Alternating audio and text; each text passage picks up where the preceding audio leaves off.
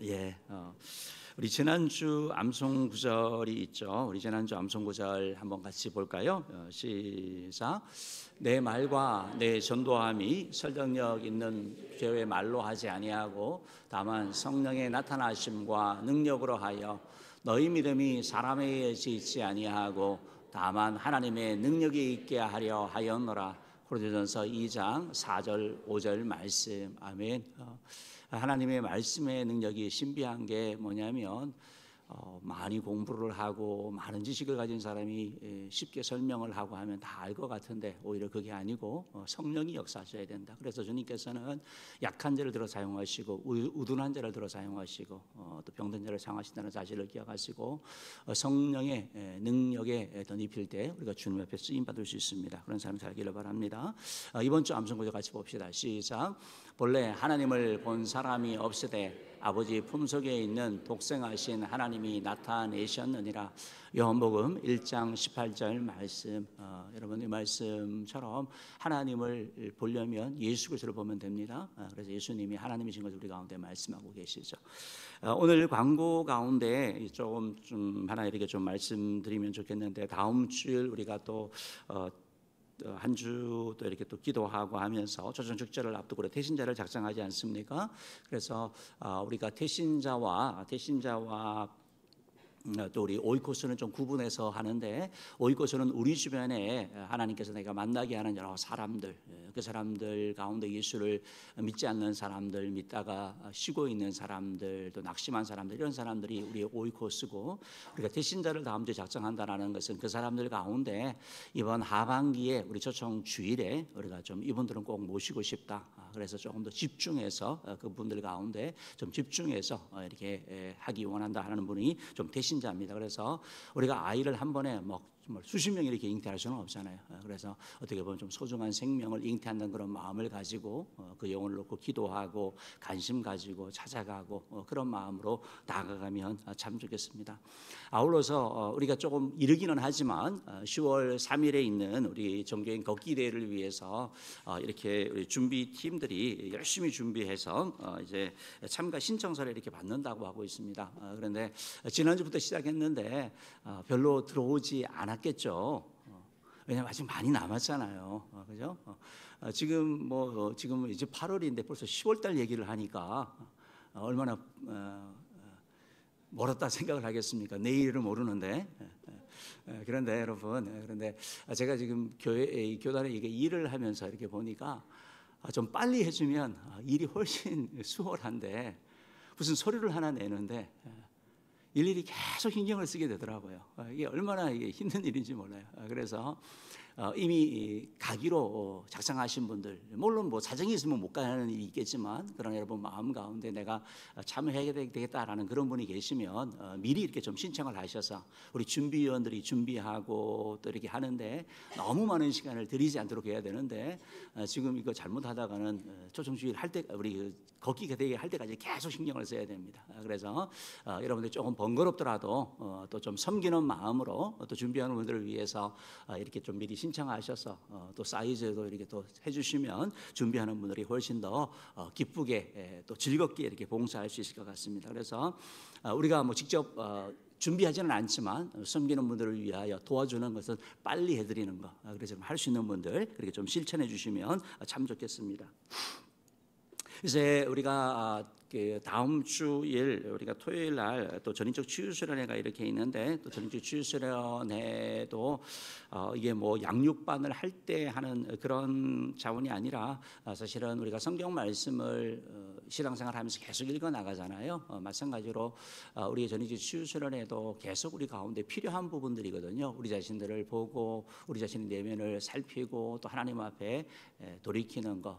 그래서 시간이 지나면 의미가 조금 달라지는 것 같아요. 똑같은 성경 말씀인데도 내가 처한 상황에 따라서 다른 것처럼 전인적 치유수련회도 여러분들 지금 처한 상황이나 또 그런 고민이 있을 때, 또 여러분 삶에 그런 갈망이 있을 때 또 좀 다르게 이렇게 다가갈 것 같습니다. 그래서 가능한 분들도 참여하셔서 이렇게 함께 하시면 좋겠습니다. 그래서 전의적 추수련회는 양육반 받는 뭐 초신자만 하는 게 아니고 누구든지 다 참여할 수 있는 것이고 또 필요하다면 동참하는 그러한 것이 되어야 될 것입니다.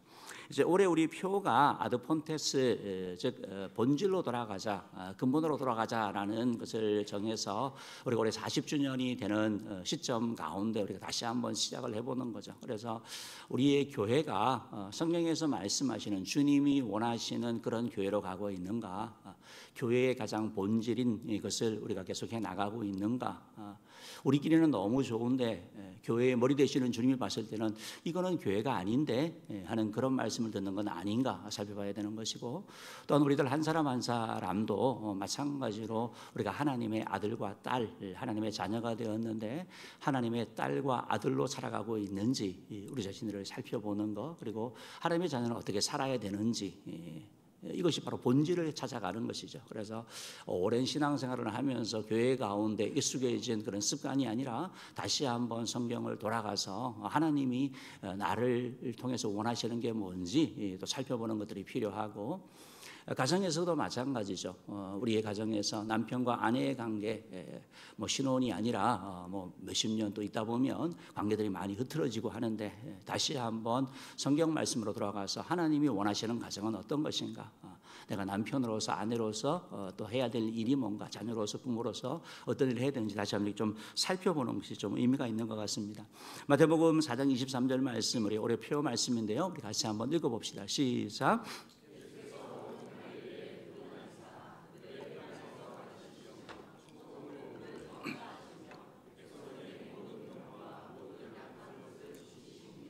그 예수님께서 가르치셨죠. 그래서 가르치셨다. 하나님의 말씀을 가르쳐 주시는 거예요. 그래서 여러분들도, 저와 여러분들도 우리의 그런 가치관들, 우리의 고집들, 내가 생각하는 거, 그게 중요한 게 아니라 하나님의 말씀이 뭐라고 하시느냐, 하나님의 뜻이 무엇이냐, 이걸 알아가는 게 필요하다라는 것입니다. 우리가 그 성경 말씀을 통해서 우리가 가져야 되는 확신들, 이걸 계속 좀 살펴봤죠. 그래서 하나님께서 하나님의 말씀을 통해서 우리에게 하시는 것, 그 말씀을 계속해서 배워 나가는 것들이 필요하다라는 것이고, 말씀이 우리 가운데 전파됨으로 말미암아 또 우리가 하나님의 자녀가 되었고, 또한 더 나아가서 고치신다라고 표현되어져 있는데 마태복음 4장 24절 말씀 보면 온갖 병들을 다 고치시는 걸 보게 되거든요. 그래서 주님께서는 우리 가운데 오셔서 죄로 말미암아 파괴되어진 우리의 삶들, 죄로 말미암아 병들어져 있고 죄로 말미암아 흐트러진 가족 관계, 부부의 관계, 신앙의 그런 모든 관계들을 원래대로 회복하기를 원하신다. 그래서 고치시는 주님 앞에 우리의 크고 작은 질병도 내어놔야 되는 것이고, 여호와 라파의 주님 앞에 우리의 마음의 그런 상처들, 그런 아픔들도 내어놓을 때 주님께서 고쳐주시는 것을 보게 됩니다. 그래서 오늘 여러분과 함께 찬양을 이렇게 드리면서 평상시에 잘 부르지 않는 그런 찬양이지만 되게 의미 있는 찬양이에요. 그래서 여러분들 질병과 또 문제를 가지고 이런 찬양도 듣기도 하고 부르고 할 때 주님께서 여러분 마음에 말씀하여 주시면 되는 거예요. 이 말씀을 듣고 찬양을 하면서 주님께서 나를 고치시겠다, 이런 확신이 여러분 가운데 들 때 주의 은혜가 나타나게 되는 것을 보게 됩니다. 이제 주님께서 우리에게 풍성한 삶을 주기를 원하시잖아요. 우리가 예수 그리스도를 구주로 영접하고 하나님의 자녀가 되면 풍성한 삶을 살아야 되는데, 그러나 실상 우리의 삶을 보면 그렇지 않은 것을 이렇게 보게 됩니다. 사랑의 공동체라고 하는 교회에서도 관계를 맺으면서 어려움을 겪습니다. 보기 싫은 사람도 있다라고 합니다. 왜 그럴까요? 서로 사랑해서 죽고 못 사는 그런 관계에서 결혼을 했는데 남편과 아내의 관계가 왜 부부가 또 그렇게 사랑스러웠던 자녀가 이렇게 짐이 되고 때로는 부담이 되고 또 다툼의 그런 요인이 되는 것입니까? 이런 것들을 우리가 좀 살펴볼 필요가 있는 것이죠.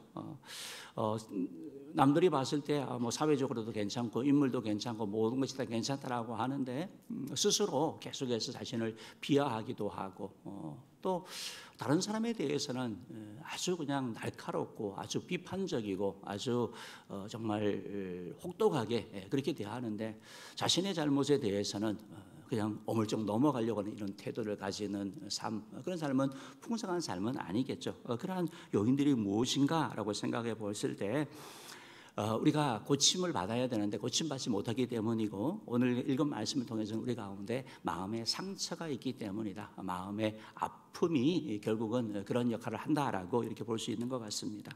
오늘 말씀을 통해서 우리가 고침받아야 된다라는 말씀을 가지고 말씀을 좀 나누려고 하는데, 첫 번째로 오늘 말씀을 통해서 우리가 보게 되는 것은 마음이 상한 사람들이 많이 있다라는 것입니다. 만약에 아픈 사람이 한두 명이면 건강한 사람들이 다 그 사람을 치료해 주면 되는데, 서로 아프도 서로 상처가 있고 그러다 보니까 서로 상처를 주고 서로 아프게 하고 이런 일들이 반복되는 것을 보게 되는 거죠.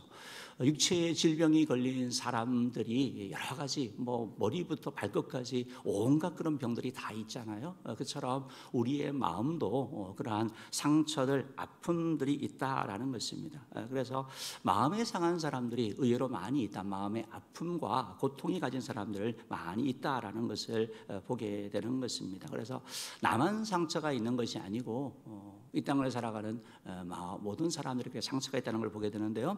오늘 시편 34편 18절 말씀 한번 읽어보겠습니다. 시작. 충신으로 통해하는 자를 구원하시는도다. 하나님은 마음이 상한 자를 가까이 하신다라고 말씀하시는 것처럼, 여러분, 마음이 상한 사람들이 있어요. 마음이 상했다라고 얘기하는 것은 마음이 깨졌다라는, 깨지는 거. 이게 유리잔이 있잖아요. 유리잔을 던지든지 망치로 치면 산산조각이 나는 것처럼 우리의 마음이 깨어지는 것, 우리의 마음이 조각나는 것이 마음이 상했다라고 표현되어질 수 있는 것입니다. 그래서 이런 상처, 이런 아픔들, 그래서 이게 깨어지니까 얼마나 아프겠어요? 내가 아프니까 사람들의 관계에 있어서도 아프다라고 소리 지르는데, 아프다는 그 소리는 듣기 좋은 소리는 아니거든요. 그 소리는 상처가 있는 사람에게는 또 다른 상처를 줘서 또 다시 공격을 하게 되고, 그래야 이것이 계속 악순환되어져 가는 것을 보게 되는데, 의외로 마음이 상한 사람들, 즉 마음의 상처와 아픔, 고통을 가진 사람들이 많이 있다라는 것입니다. 그러다 그러면 왜 사람들의 마음이 이렇게 상하고 왜 마음이 이렇게 아플까요? 성경은 본질적으로 죄로 말미암았다라고 말씀하고 있는 거죠. 근본 원인은 다 들어가면 죄 때문에, 죄로 말미암아 하나님을 떠나고, 하나님을 떠남으로 말미암아 우리 인간에 생긴 그런 불안, 두려움, 사랑받지 못함, 이런 것들이 우리의 삶 가운데 문제를 가져오게 되는 거죠. 창세기 3장 17절 18절 말씀에 보면 아담과 하와가 범죄하고 나서 생긴 하나님의 그런 징벌이 있습니다. 한번 읽어봅시다. 시작. 아담에게 이르되 내가 내 아내의 말을 듣고 내가 내게 먹지 말라 나무의 열매를 먹었은즉 땅은 너로 말미암아 저주를 받고 너는 내 평생에 수고하여 그 소산을 먹으리라. 땅이 내게 가시덤불과 꼴기를 낼 것이라. 내가 먹을 것은 밭의 채소인지. 환경의 타락이죠, 어떻게 보면요. 그러니까 가시덤불과 엉겅퀴를 내는 거, 여러분 열심히 수고하고 애쓰고 노력하는데 결과가 안 나와요. 이런 것들이 우리의 마음을 상처 주게 하고 아프게 하는 거거든요. 결국 죄로 말미암아 우리 환경에 문제가 생기고, 또 죄를 지음으로 말미암아 하나님을 떠남으로 말미암아 사람의 마음에 문제가 생기는 것이죠. 사랑받지 못하면 사람이 점점 싸나워지고 날카로워지죠. 그래서 사랑받지 못하고 결국 죄로 말미암아 하나님을 떠남으로 말미암아 사람이 난폭해지는데, 말로 인해서 사람들을 많이 상처를 주죠. 우리의 마음이 상하는 요인은 죄로 말미암아 하나님을 떠난 인간이, 그 타락한 인간이 언어까지 같이 타락됨으로 말미암아 위로하고 격려하고 칭찬해야 될 그 말이 달라지는 걸 말합니다. 잠언 15장 4절 말씀 한번 읽어볼게요. 15장 4절 말씀 한번 읽어봅시다. 시작. 온순한 혀는 곧 생명나무이지만 패역한 혀는 마음을 상하게 하느니라. 패역한 혀, 그 혀는 우리의 마음을 상하게 하는 거예요. 아주 지나친 걸 얘기를 하는 거죠. 혀 자체가, 우리 언어 자체가, 여러분 힘든 세월을 겪은 사람일수록 언어가 독합니다. 언어가 독하고 아주 강한 걸 보게 되는 거예요. 그러니까 이런 것들이 결국은 본인만이 아니고 주변 사람들에게도 이 마음을 상처를 주게 되는 걸 보게 되는데요. 잠언 15장 1절도 이런 말씀을 하고 있죠. 한번 읽어봅시다. 시작. 유순한 대답은 분노를 쉬게 하여도 과격한 말은 노를 격동하느니라. 그러니까 유순한 대답이 아니라 과격하고 아주 난폭하고 이런 말들, 가시돋친 말들, 언어 폭력들, 냉소적이고 우리를 비하하고 막 어떤 의사 전달이 아니라 그냥 우리를 막 그냥 무너뜨리려고 하는, 그냥 짓밟아 버리려고 하는 이런 말들이 우리 가운데 오게 되고, 그때 우리는 내가 그 정도 말을 들을 정도는 아닌데 내가 잘못은 했지만 그런 생각을 하면서 결국은 우리 마음에 상처를 주고 우리를 파괴시키는 것을 보게 되는 거죠.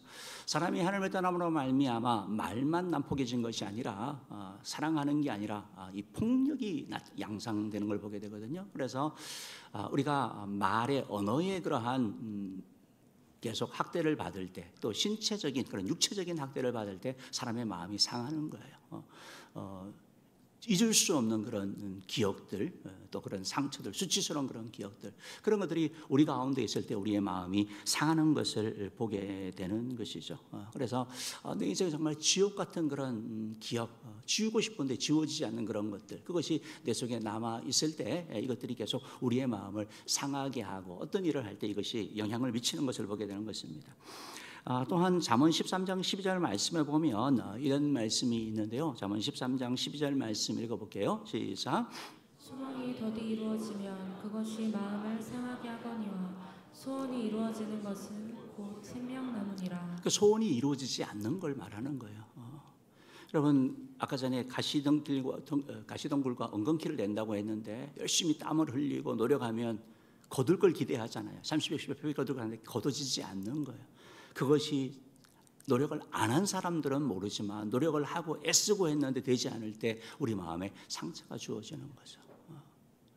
누구는 너무나 쉽게 얻는데 나는 그렇게 애쓰고 노력하는데 일이 되어지지 않을 때, 소원이 이루어지지 않을 때 그런 일들이 나타나는 걸 보게 됩니다. 우리 삶에 그러다 보니까 가시와 엉겅퀴를 내니까 우리 삶이 자꾸 가난해지잖아요. 또 궁핍해지잖아요. 그 가난과 궁핍함이 우리의 마음에 또 다른 그런 상처를 주는, 가난 자체가 문제가 아니라 가난으로 말미암아 생기는 불편함, 그걸 부끄러워하는 우리의 삶이 우리 가운데 상처를 주는 것을 보게 됩니다. 잠언 15장 13절 말씀에 보면 이런 말씀이 있습니다. 한번 읽어봅시다. 시작.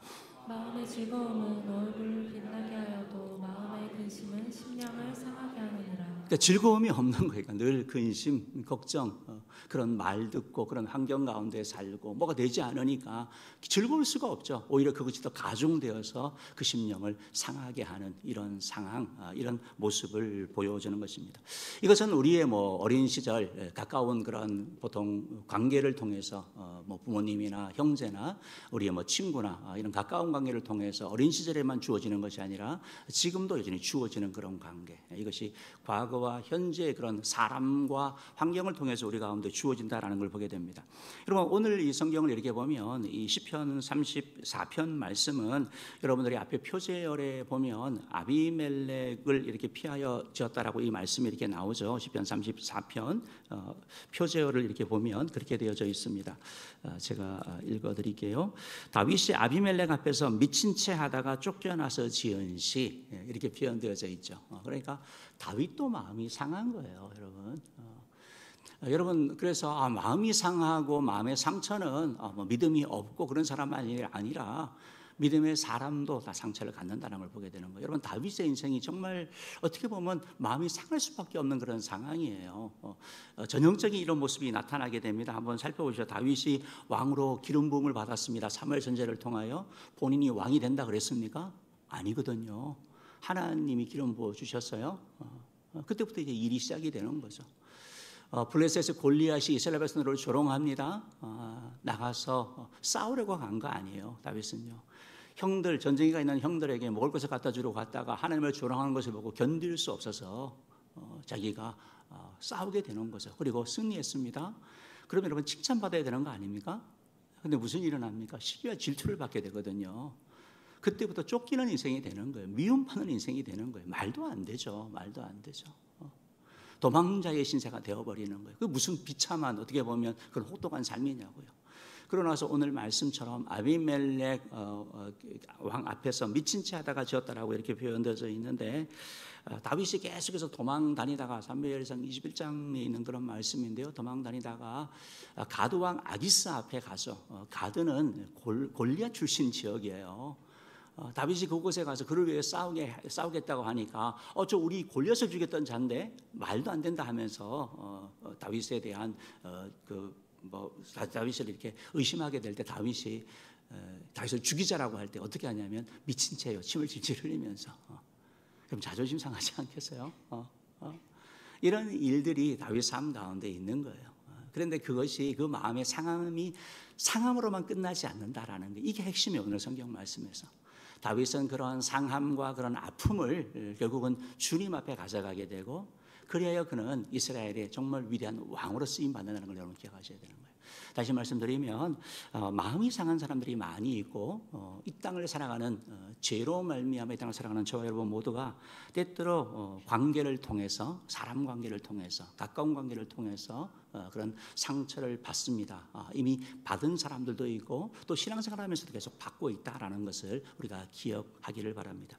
두 번째, 오늘 말씀을 통해서 알게 되는 것은 이 마음의 상처는 우리 삶에 문제를 일으키고 고통과 아픔을 준다라는 거예요. 치유되지 않는 상처는 이게 정말 암적인 그런 존재로 우리를 계속해서 파괴한다는 걸 여러분 기억하셔야 되는 거예요. 여러분, 우리가 아프고 나서 괜찮아지면 상관없어요. 그렇죠? 그렇지만 안 괜찮아지면 문제인 거예요. 고치지 못하면 그게 문제인 거죠. 그래서 이 마음의 상처가 치유되지 아니할 때 이것이 우리 삶에 계속해서 문제를 일으켜요. 그리고 고통과 아픔을 주게 되는 거예요. 의도하지 않는 일들이 계속해서 일어나게 되는 걸 보게 됩니다. 주님께서 우리에게 주시게 되었던 그 풍성한 삶이 우리 가운데 이루어지지 않습니다.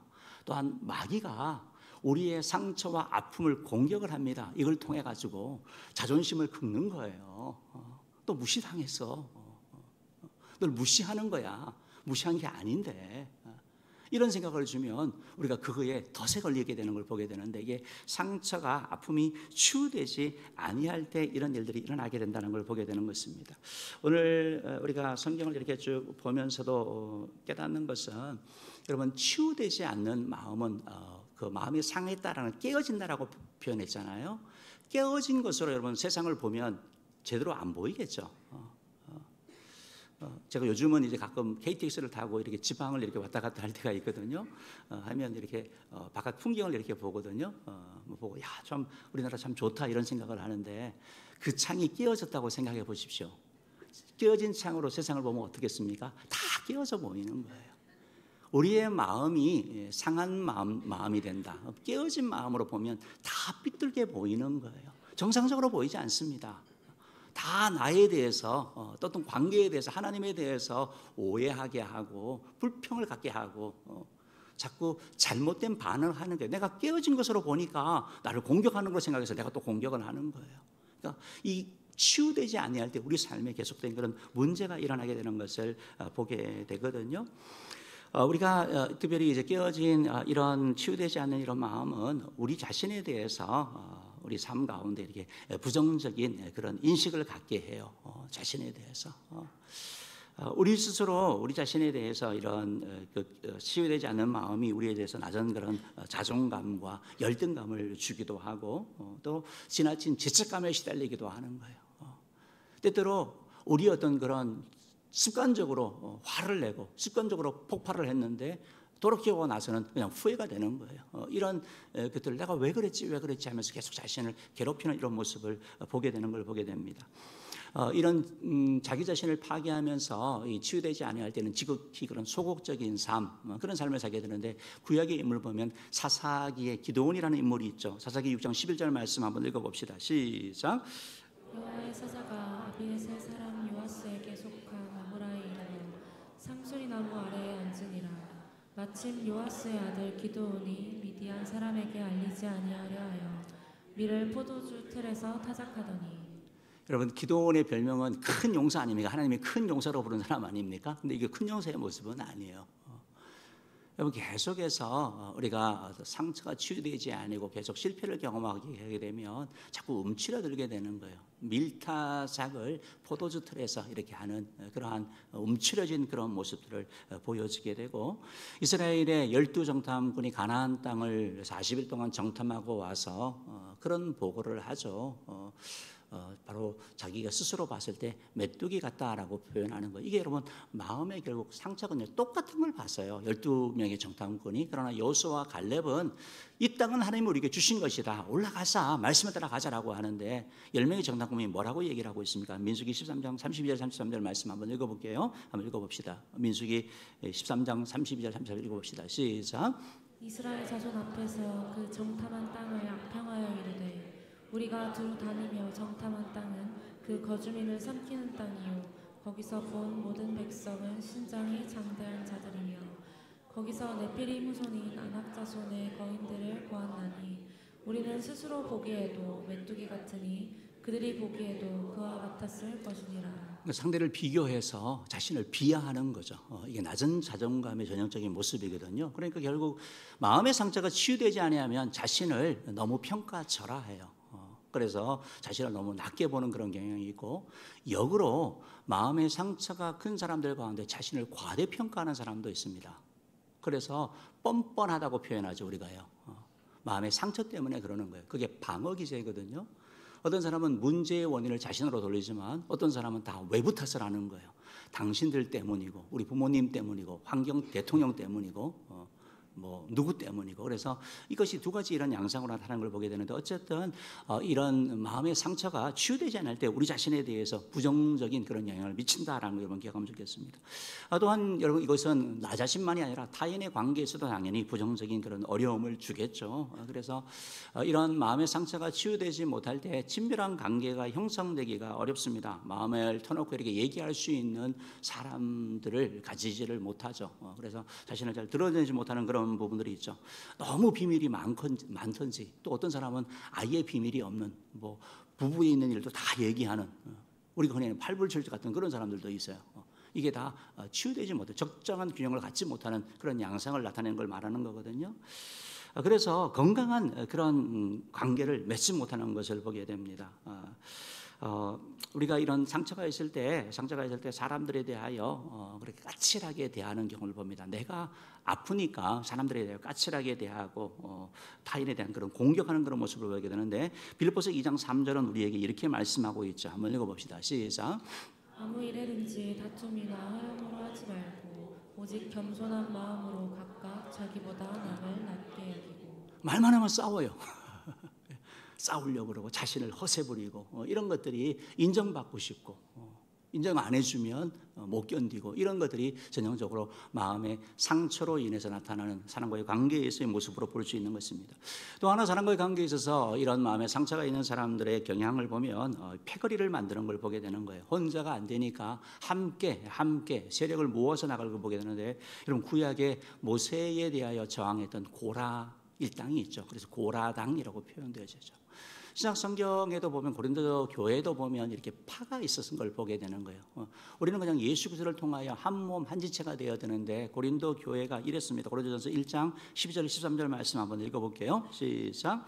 내가 이것을 말하거니와 너희가 각각 이르되 나는 바울에게, 나는 아볼로에게, 나는 게바에게, 나는 그리스도에게 속한 자라 한다는 것이니 그리스도께서 어찌 나뉘었느냐. 바울이 너를 위하여 십자가에 못 박혔으며 바울의 이름으로 너희가 세례를 받았느냐. 이렇게 자꾸 우리 편, 네 편, 내 편 나누고 자꾸 세력화하려고 하고, 이런 것들이 전형적인 마음의 상처가 치유되지 못했던 그런 죄인의 그런 모습인 것을 보게 되는 것이죠. 이것으로만 끝나는 게 아니에요. 우리 삶에 있어서도 타인과 관련되는 부분도 있고 또 내 자신과 관계되는데, 이제 어떤 그 상처를 치유하는 감정식당이라는 책에 나오는 얘기인데요.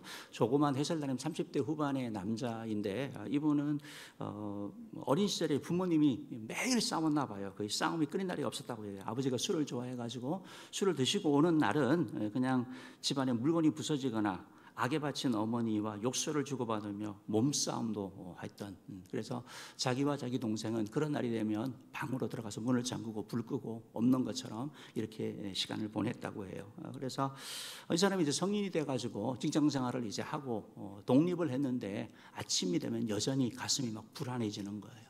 그리고 자신은 결혼해서 잘 살 자신이 없는 거예요. 어머니, 아버지와 같은 그런 삶을 살 거다라는 그런 생각이 들어서 결혼을 하라고 하는데 자신이 없어서 하지 못한다, 이런 얘기를 하는 거거든요. 그러니까 이것이 우리 삶 가운데 내 자신과 타인의 관계 속에서 영향을 미치는 것을 보게 되는 거죠. 직장생활에서도 마찬가지고요. 또한 이 마음이 상하면 결국 신앙생활에 있어서도 영적 성장을 이루지 못해요. 여러분, 우리의 치유되지 않으면 하나님의 은혜가 우리 가운데 흘러가지 못해. 이게 계속 막아버리는 거거든요. 그래서 오랜 신앙생활하고 교회를 다녀도 계속 다른지 쳇바퀴 도는 그런 신앙생활을 하게 되고 하나님 안에서 풍성함을 누리지 못하는 거예요. 히브리서 5장 12절 말씀 보면 이런 말씀이 있는데 우리 한번 읽어볼게요. 시작. 때가 오래되었으므로 너희가 마땅히 선생이 되었을 터인데 너희가 다시 하나님의 말씀의 초보에 대하여 누구에게서 가르침을 받아야 할 처지이니 단단한 음식은 못 먹고 젖이나 먹어야 할 자가 되었도다. 그러니까 마땅히 선생이 되고 영적으로 성숙해야 되는데 여러분, 직분을 말하는 게 아니에요. 신앙의 성숙함을 얘기를 하는 거예요. 주님을 닮아가는 걸 얘기를 하는 거예요. 그런데 그런 모습이 없는 걸 얘기를 하는 거죠. 없는 걸 얘기를 하는 거죠. 이런 일들이 우리 가운데 주어진다라는 것입니다. 여러분, 치유되지 않은 우리의 마음의 상처는 우리가 풍성한 삶을 살지 못하게 하고 관계 어려움 갖고 자신에 대하여 낮은 자존감, 시기, 질투, 이런 것들을 가져올 뿐만 아니라 영적인 성장도 방해한다. 그러면 우리가 예수 그리스도를 믿으면 하나님의 자녀가 되고 그러면 바로 이런 문제가 해결되는 거 아니냐? 그렇지 않아요, 여러분. 우리가 예수 그리스도를 구주로 영접하면 하나님의 자녀가 되죠. 신분의 변화가 일어나죠. 그 다음은 뭐예요? 우리가 끊어나가야 되는 거예요. 말씀대로 살아나가고 주님 앞에 내려놓아야 되는 거예요. 이 훈련을 하지 아니하면 이 문제를 그대로 가지고 가는 걸 보게 되는 것입니다. 그래서 우리가 이것을 이렇게 기억을 해야 되고, 그래서 우리 상처는 반드시 치유돼야 된다라는 걸 보게 되는 거죠. 세 번째, 오늘 말씀을 통해서 우리가 알게 되는 핵심인데요, 하나님은 우리의 마음이 상한 자를 고쳐주신다라는 거예요. 이게 오늘 성경 말씀이 우리에게 하시는 말씀이에요. 주님께서 우리를 고쳐주신다고 말씀하고 있는 거예요. 오늘 시편 34편 18절 말씀 한번 읽어봅시다. 시작. 상한 자를 가까이 하시고 충심으로 통회하는 자를 구원하시는도다. 하나님은 마음이 상한 자를 가까이 하신대요. 마음이 깨진 자, 까칠한 자, 시기하고 질투하고 허물 많은 자. 여러분, 그런 사람 가까이 하고 싶지 않잖아요. 멀리 하고 싶잖아요. 그런데 주님은 그런 사람을 가까이 하신대요. 너 상처가 많아, 너 허물이 많아, 너 너무 까칠해, 너 가. 그게 아니고 주님께서는 오히려 너에게 은혜가 필요하거나 너에게 사랑이 필요하거나 너에게 회복이 필요하거나 네가 많이 아팠구나 라고 하시면서 우리에게 다가오신다고 말씀하고 계시는 거예요. 그러니까 우리가 기억해야 될 것은 마음이 상한 자를 가까이 하시는 주님을 여러분 믿으셔야 되는 거예요. 주님은 우리의 문제와 우리의 허물, 우리 죄 때문에 우리를 외면하고 버리시지 않는다라는 거예요. 우리가 로마서 5장 8절 말씀에서도 우리가 아직 죄인 되었을 때 그리스도께서 우리를 위해 죽으심으로 하나님께서 우리에 대한 자기 사랑을 확장하시다고 말씀하고 있어요. 죄인 되었을 때. 그러니까 여러분, 우리의 까칠함과 우리의 상처, 우리의 아픔, 우리의 그런 비명지름, 그 힘듦, 그것 때문에 사람들은 몰라도 주님은 우리를 외면하지 아니하신다. 이 사실을 여러분 기억하시기 바랍니다. 두 번째로 오늘 말씀을 이렇게 보니까 마음이 상한 자를 가까이 하시고 중심에 통회하는 자를 주께서 고쳐 주신다 이렇게 말씀하거든요. 마음이 상한 자를 가까이 하시고 중심으로 통회하는 자를 구원하신다라고 말씀하고, 중심에 통회하는 자가 뭐랍니까? 회개하는 걸 말하는 거거든요. 여러분, 내가 상처를 받았는데 무슨 회개를 합니까? 내가 아파서 그런 건데 누군가가 나에게 상처를 준 것만 기억하지만 여러분도 다른 사람에게 상처를 준 거예요. 나는 피해자만이 아니라 내가 가해자라는 사실을 여러분 아셔야 되는 거예요. 동일하게 이 상처와 아픔을 가지고 주님 앞에 가야 되는데 내가 내 힘으로 해결하려고 했던 것, 주님께 다 맡기지 않았던 이런 모습들 우리가 회개하며 주님 앞에 나갈 필요가 있다라는 것입니다. 그때 주님께서 우리를 도와주시는 거죠. 그래서 오늘 성경에 있어서 영원한 마음이 상한 자를 가까이 하시고 중심으로 통회하는 자를 구원하신다. 하나님께 나아가는 자. 사랑하는 성도 여러분, 여러분의 아픔과 문제를 가지고 주님 앞에 나아갈 때 주님께서 도와주시는 거예요. 나아갈 때 주님께서 역사하시는 거예요. 그 문제를 해결하기 위해 주님께서 오신 거예요. 주님께서 오신 이유가, 주님께서 저와 여러분의 그 죄로 말미암아 파괴되었고 얼그러졌고 엉망진창된 그 삶 가운데 오셔서 바로 풍성한 삶으로 이끌기 위해서 이 땅 가운데 오시다는 사실 여러분 기억하시길 바랍니다. 오늘 성경 19절 말씀 한번 읽어봅시다. 19절 말씀 읽어봅시다. 시작. 의인의 고난이 많으나 여호와께서 그의 모든 고난에서 건지시는도다. 의인이 왜 고난이 더 많아요? 여러분, 주를 위해 살려고 하면 더 많은 시기 질투 받고 더 많은 말을 받는 거예요. 여러분, 같이 죄 지으면 뭐라고 안 해요. 그런데 다르게 살려고 할 때, 말씀으로 살려고 할 때 너만 예수 믿냐, 너만 교회 다니냐, 이런 일들이 많아요. 그렇지만 여러분, 우리가 의인으로서 하나님의 백성으로 살아가는 제자로서 그런 삶을 산다 할 때, 주를 위해 그렇게 결단할 때 하나님께서는 어떻게 하신다요? 고난에서 건져주신다라고 말씀하고 있는 거예요. 주께서 외면하지 아니하시고 은혜 베푸신다고 말씀하고 있는 거예요. 20절도 그 말씀하고 있는데요. 한번 읽어봅시다. 시작. 그의 모든 뼈를 보호하시며 그 중에서 하나도 꺾이지 아니하도다. 예. 하나님께서 우리를 보호하시고 지켜주실 것에 대한 말씀을 이렇게 하고 있습니다. 사랑하는 은혜의 성도 여러분, 하나님께 나아가면 하나님은 마음이 상한 자를 고쳐주세요. 주님 앞에 나아가셔야 되는 거예요. 이것이 너무 중요한 것입니다. 이번 얘기를 하고 설교를 좀 정리하려고 하는데요. 위장된 분노의 치유라는 책을 쓴 최현주 목사님이라는 분이 계시는데, 남자분이에요. 현주라 그래서 여자가 아니고 남자인데, 이분이 이제 결혼을 하고 부인과 이렇게 삶을 살면서 뭐 부부 관계는 잘 모르잖아요. 그런데 이제 이 폭력이 이렇게 상당히 있었나 봐요. 목사인데 폭력을 이렇게 행사하고 그랬나 봐요. 그래서 아내가 생각할 때 우리 남편 진짜 나쁜 사람이다.